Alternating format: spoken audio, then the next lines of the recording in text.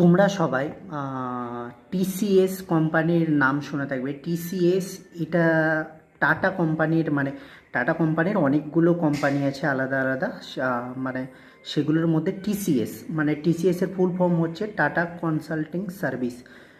তো এই টিসিএসের একটা ব্রাঞ্চ আছে হচ্ছে মহারাষ্ট্র নাসিক শহরে। তো মহারাষ্ট্র নাসিক শহরে সেখানে অভিযোগ এরকম যে অভিযোগ মানে সবাইকে গ্রেপ্তার করা হয়ে গেছে। তো প্রায় 8 জন মতো ওখানে দোষী পাওয়া গেছে, সবাই মুসলিম। তো এখানে পাওয়া গেছে যে টাটা কনসাল্টিং সার্ভিস যে অফিস আছে সেখানে হিন্দু মেয়েদের ধর্মান্তরণ করানো হচ্ছিল, বা তাদেরকে মানে চাকরি চলে যাবে এরকম ভয় দেখানো হচ্ছিল, বা তাদের সাথে কোনো ঘনিষ্ঠ মুহূর্ত তৈরি করে সেই মুহূর্তের ছবি দিয়ে তাদেরকে ব্ল্যাকমেল করা হচ্ছিল।